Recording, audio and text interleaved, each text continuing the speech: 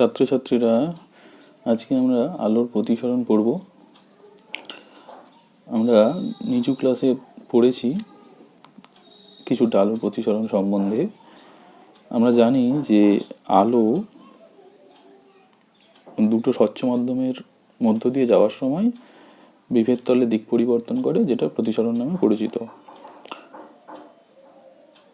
আলো যদি ঘন থেকে লঘু মাধ্যমে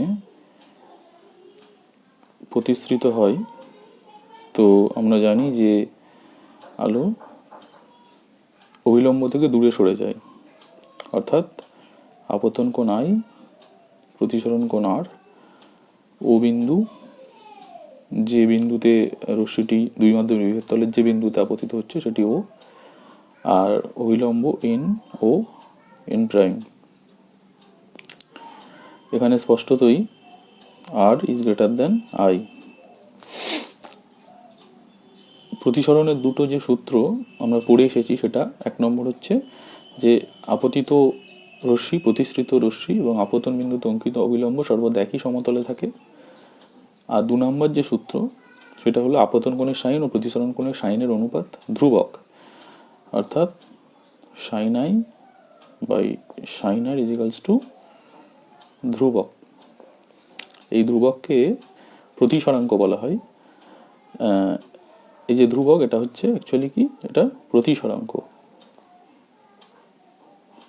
এবং একে আপেক্ষিক প্রতিসরাঙ্ক বলা হয়, মেনলি আপেক্ষিক প্রতিসরাঙ্ক, এবং এটাকে আমরা 1μ2 এইভাবে লিখতে পারি। তাহলে এবারে আসা যাক আপেক্ষিক প্রতিসরাঙ্ক কি। এখানে 1μ2 এটা হলো আপেক্ষিক প্রতিসরাঙ্ক। আপেক্ষিক প্রতিসরাঙ্ক, তাহলে এইটি ঘন মাধ্যমে এটা এক নম্বর মাধ্যম, লঘু মাধ্যম দু নম্বর মাধ্যম। ঘন মাধ্যমের প্রতিসরাঙ্ক, পরম প্রতিসরাঙ্ক μ1, লঘু মাধ্যমের μ2। এটা যদি হয়, তাহলে সেক্ষেত্রে আপেক্ষিক প্রতিসরাঙ্ক এক নম্বর মাধ্যমের সাপেক্ষে দু নম্বর মাধ্যমের যে প্রতিসরাঙ্ক, সেটা হলো μ2 বাই μ1, এবং এটাকেই লেখা হচ্ছে 1μ2।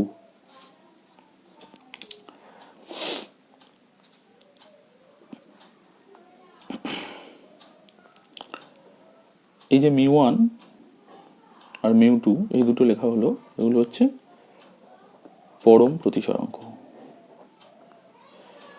পরম প্রতিসরাঙ্ক, তাহলে পরম প্রতিসরাঙ্ক কাকে বলা হবে না, শূন্য মাধ্যমের সাপেক্ষে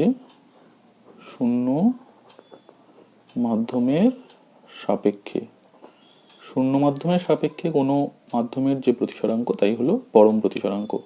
তাহলে শূন্য মাধ্যমের সাপেক্ষে কোনো মাধ্যমের জলের অথবা কাঁচের প্রতিসরাঙ্ক যদি মিউ ধরা হয়, তাহলে সেই মিউ কিন্তু মিউজি, কাঁচের বেলায় মিউজি বাই শূন্য মাধ্যমের প্রতিসরাঙ্ক মিউও ধরলাম। শূন্য মাধ্যমের যে প্রতিসরাঙ্ক মিউও, শূন্য মাধ্যম, সেটা সর্বদা এক হয়। তাহলে কাচের প্রতিসরাঙ্ক হচ্ছে পরম প্রতিসরাঙ্ক, এটা হচ্ছে মিউ জি, এইভাবে বোঝানো হয়, যেহেতু শূন্য মাধ্যমের প্রতিসরাঙ্ক এক। বায়ু মাধ্যমের বেলায়, বায়ু মাধ্যমের সাপেক্ষে যদি করা হয়, বায়ু মাধ্যমেরও পরম প্রতিসরাঙ্ক অর্থাৎ মিউ এ, এটা হচ্ছে প্রায় একের সঙ্গে সমান হয়। তাহলে শূন্য মাধ্যমের সাপেক্ষে অথবা বায়ু মাধ্যমের সাপেক্ষে যে কোনো মাধ্যমের যে প্রতিসরাঙ্ক, সেটাই হলো পরম প্রতিসরাঙ্ক। তো কাঁচের বেলায় একে মিউজি দ্বারা বোঝানো হয়, জলের বেলায় আমরা ওটাকে মিউ ডাব্লিউ দ্বারা বোঝাতে পারি। ঠিক আছে?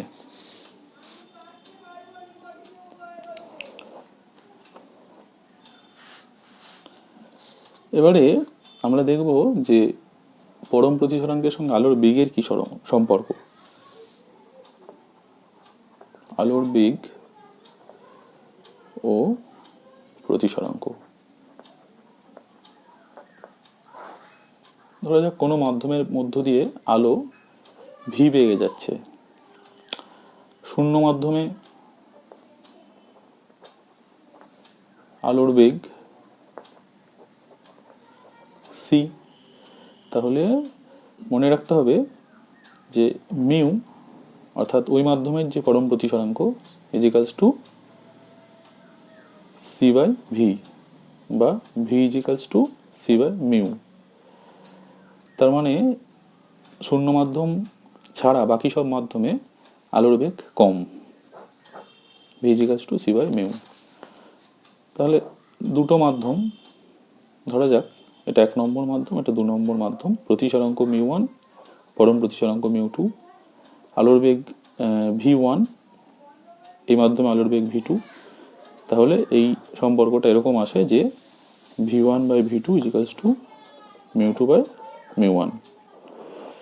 এটিও গাণিতিক সমস্যা সমাধানের জন্য মনে রাখতে হবে। এবার কতগুলি তথ্য আমাদের জানা দরকার। সেগুলো হলো যে যখন আলোকরশ্মি প্রতিসরণ হচ্ছে, আলোকরশ্মির যখন প্রতিসরণ হচ্ছে এক মাধ্যম থেকে অন্য মাধ্যমে, তখন আলোকরশ্মির দুটো জিনিস অপরিবর্তিত থাকে। এগুলো পরীক্ষায় ছোট প্রশ্নে আসতে পারে। কোন দুটো জিনিস অপরিবর্তিত থাকে? আলোক তরঙ্গের কম্পাঙ্ক এবং দশা। কম্পাঙ্ক দশা অপরিবর্তিত থাকে, অপরিবর্তিত থাকে। বাকি বেগ, তরঙ্গ দৈর্ঘ্য, অভিমুখ এগুলো পরিবর্তিত হয়।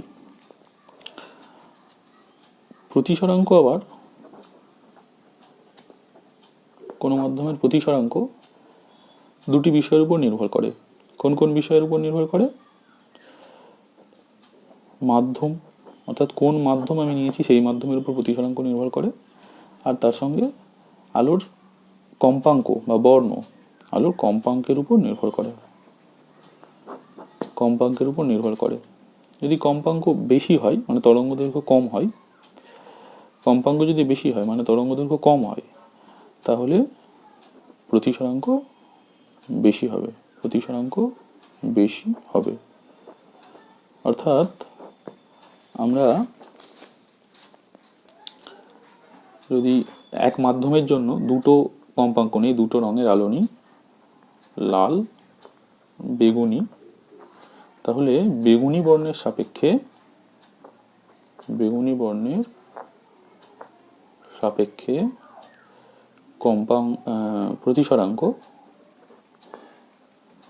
প্রতিসরাঙ্ক বেশি হবে।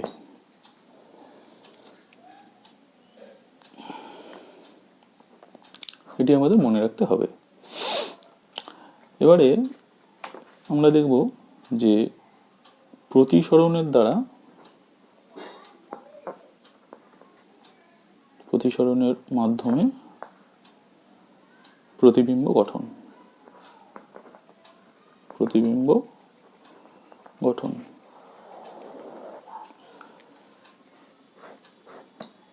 প্রতিসরণের মাধ্যমে প্রতিবিম্ব গঠন আমরা কোথায় দেখতে পাই?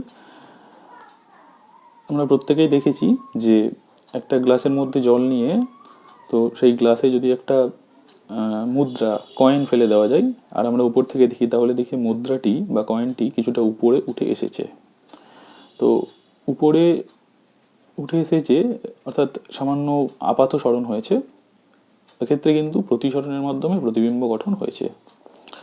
তো এরকম একটি উদাহরণ নিয়ে আমরা দেখব যে প্রতিবিম্ব কিভাবে গঠিত হয়েছে এবং ওই প্রতিবিম্বের প্রকৃত অবস্থান, বস্তুর প্রকৃত অবস্থান থেকে প্রতিবিম্বের আপাত সরণ কতখানি হয়েছে।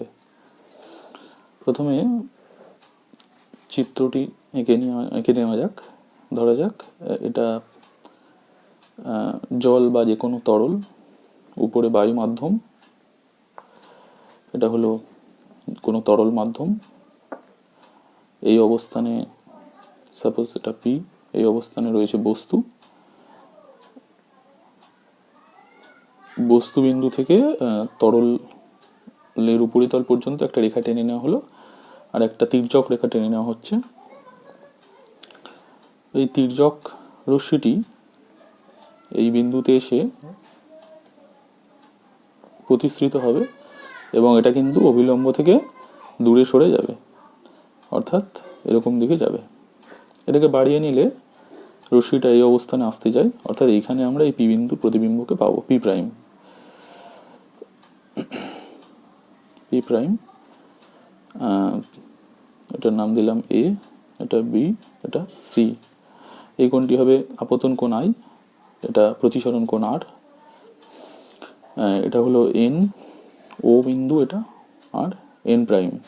তো আমরা দেখতে পাচ্ছি যে এই যে বি এ পি এটা সমান্তরাল,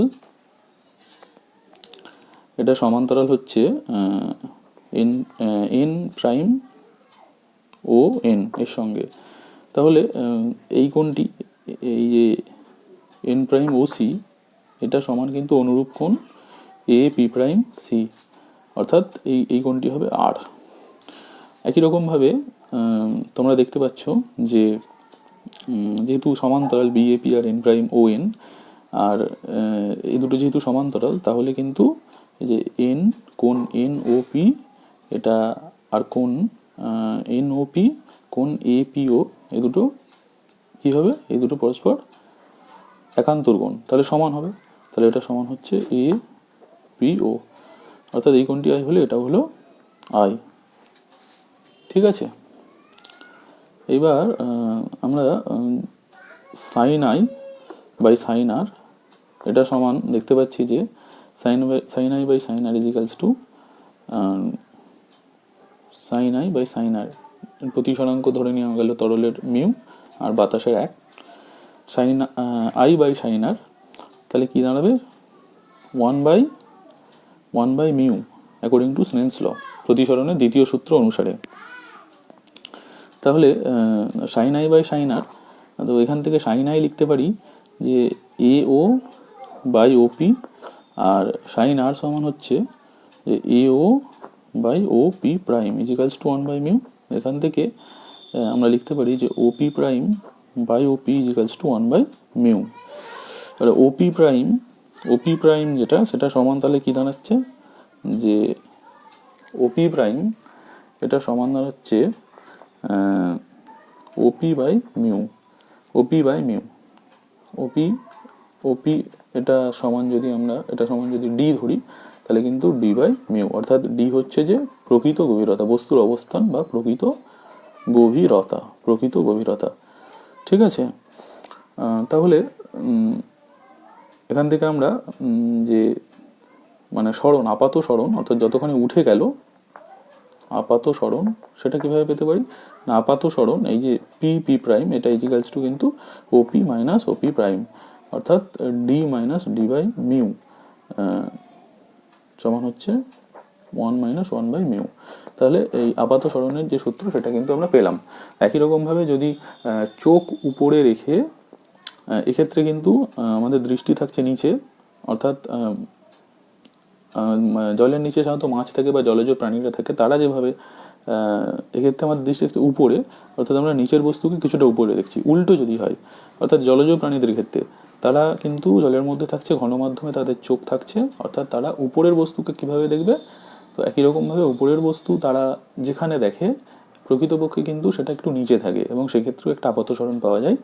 তার যে সূত্র, তার যে গাণিতিক রূপ সূত্রে, সেটা এরকম। এবার আমরা দেখব একটা ইম্পর্টেন্ট টপিক, সেটা হচ্ছে যে আলোর প্রতিসরণের ক্ষেত্রে সংকট কোণ কি না, ঘনমাধ্যম থেকে যদি লঘু মাধ্যমে আলোকরশ্মি প্রতিসৃত হয়, তাহলে আমরা জানি যে আলোকরশ্মি অভিলম্ব থেকে দূরে সরে যায়। এখন যদি এই যে কোণ, এই যে আপতন কোণ, এর চেয়ে বেশি কোণে ফেলা যায়, অর্থাৎ কোণটাকে যদি বাড়িয়ে নেওয়া যায়, তাহলে কিন্তু এই রশ্মিটাও এদিকে সরে আসবে, অর্থাৎ তখন দুই মাধ্যমের বিভেদ তল ঘেঁষে এটা যাবে। তখন এই প্রতিসরণ কোণ আর সমান হয়ে যাবে 90 ডিগ্রি, আর তখনের যে আপতন কোণ সেটা হলো সংকট কোণ θ। তাহলে সংকট কোণ কি না, আপতন কোণের একটা নির্দিষ্ট মানের জন্য প্রতিসরণ কোণ 90 ডিগ্রি হলে, তাহলে সেই আপতন কোণকে বলা হবে সংকট কোণ। এবার একটু ছোট্ট একটা গাণিতিক সূত্র, সেই সূত্রে আসা যাক। ধরা যাক এর প্রতিসরাঙ্ক পরম প্রতিসরাঙ্ক μ1, এই মাধ্যমের μ2, অবশ্যই μ1 গ্রেটার দ্যান μ2 হতে হবে। According to Snell's law, μ1 sin θc is equals to μ2 sin 90 degree. আমরা জানি sin 90 ডিগ্রি একই সঙ্গে সমান, তাহলে sin θc এখানে সংকট কোণ, critical angle, is equals to μ2 by μ1, তাহলে θc is equals to sin inverse μ2 by μ1, এটা মনে রাখতে হবে। এবার এই সংকট কোণের সঙ্গেই আমরা আরেকটা জিনিস পাই, যেটা হলো আভ্যন্তরীণ পূর্ণ প্রতিফলন। আভ্যন্তরীণ পূর্ণ প্রতিফলন এটা কি, যে আলোক রশ্মিকে, এটিও ঘনমাধ্যম থেকে লঘু মাধ্যমে আলোকের প্রতিসরণ হতে হবে, মানে প্রতিসরণ হতে গেলে আভ্যন্তরীণ পূর্ণ প্রতিফলন হয়, সেটা আমরা দেখব। আলোক রশ্মিকে যদি আমরা সংকট কোণে ফেলি θc, তাহলে সেটা দুই মাধ্যমের বিভেদ তলে ঘেঁষে যায়, অর্থাৎ প্রতিসরণ কোণ r ইকুয়ালস টু 90 ডিগ্রি হয়। এবার যদি সংকট কোণের চেয়েও বেশি কোণে আলোক রশ্মিকে আপতিত করা যায়, তাহলে কিন্তু সেটা পূর্বের মাধ্যমেই ফিরে আসে, অর্থাৎ এক্ষেত্রে প্রতিসরণের জায়গায় প্রতিসরণের পরিবর্তে প্রতিফলন পাওয়া যাচ্ছে। এই যে প্রতিফলন, এটাই আভ্যন্তরীণ পূর্ণ প্রতিফলন। আভ্যন্তরীণ পূর্ণ প্রতিফলনে মনে রাখতে হবে যে আলোর সব অংশই প্রতিফলিত হয়। আলোক রশ্মির সব অংশই প্রতিফলিত হয়। আলোক রশ্মির এই বিন্দুতে আলোক রশ্মির কোনো শোষণ বা প্রতিসরণ হয় না। সেজন্য আভ্যন্তরীণ পূর্ণ প্রতিফলনের জন্য আমরা যে কোনো বস্তুকে চকচকে দেখি, তার উজ্জ্বলতাটা বৃদ্ধি পায়। আভ্যন্তরীণ পূর্ণ প্রতিফলনের জন্যই আমরা মরীচিকা দেখতে পাই, পদ্ম পাতায় জল পড়লে আমরা চকচকে দেখি, ভূষাকালি মাখানো বল জলের মধ্যে ডোবালে সেটাকে চকচকে দেখতে পাই। তো আভ্যন্তরীণ পূর্ণ প্রতিফলন আলোকের এই যে বিশেষ ধর্ম, এটাকে কাজে লাগিয়ে আলোকীয় তন্তু তৈরি করা হয়। আলোকীয় তন্তুর মধ্যে আলোর এই আভ্যন্তরীণ পূর্ণ প্রতিফলন বিশেষ ধর্মটিকে কাজে লাগানো হয়। কিভাবে না, আলোকীয় তন্তু আমাদের চুলের ন্যায় সরু, নমনীয়, স্বচ্ছ তন্তু। সেই তন্তুর দুটো অংশ থাকে, ভেতরের যে অংশ সেটাকে বলা হয় কোর, অর্থাৎ এই অংশটা কোর, আর এই যে বাইরের যে অংশ এটা হচ্ছে ক্ল্যাডিং। তো কোরের মধ্যে আলোক রশ্মিকে সংকট কোণের চেয়ে বেশি কোণে ফেলা হয়, তাহলে এর আভ্যন্তরীণ পূর্ণ প্রতিফলন বারবার ঘটে এবং এই প্রত্যেকটা বিন্দুতে আলোর কোনো শোষণ বা প্রতিসরণ হয় না, সবটাই প্রতিফলিত হয়। সুতরাং এই বিন্দু থেকে দূরের বিন্দুতে যখন আমরা আলোক রশ্মিটিকে পাই, তখন কিন্তু সেটাকে সম্পূর্ণরূপেই পাওয়া যায়, তার কোনো উজ্জ্বলতার কোনো হ্রাস হয় না। তো এই পদ্ধতিতে এইভাবে সাধারণত আলোক রশ্মিকে এক বিন্দু থেকে অনেক দূরের অন্য বিন্দুতে কোনো ক্ষয় ছাড়াই পাঠানো সম্ভব, এবং এই পদ্ধতিকে আলোকীয় তন্তুর সাহায্যে এই পদ্ধতিতে সাধারণত অনেক দূরে তথ্য আদান প্রদানে ব্যবহার করা হয়। যোগাযোগ ব্যবস্থা, টেলিকমিউনিকেশন সিস্টেম থেকে আরম্ভ করে আজকের ইন্টারনেট, এই সমস্ত পরিষেবা অত্যন্ত ভালোভাবে সম্পন্ন হচ্ছে আলোকীয় তন্তুর মাধ্যমে। তো তামার তারের পরিবর্তে আলোকীয় তন্তু ব্যবহার করলে কিছু সুবিধা পাওয়া যায়। তামার তারে সাধারণত পরিবাহী তড়িতের প্রয়োজন হয়, এক্ষেত্রে প্রয়োজন হয় না। সেখানে সিগন্যাল মানে তথ্যকে চুরি করে নেওয়া সম্ভব।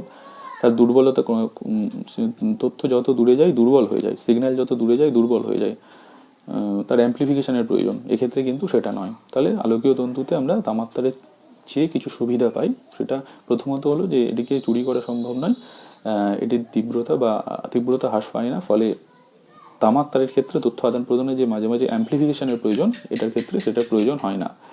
আর এখানে তথ্য বা আলোকের মাধ্যমে যে সিগন্যাল পাঠানো হয় সেটা অনেক বেশি সুরক্ষিত থাকে।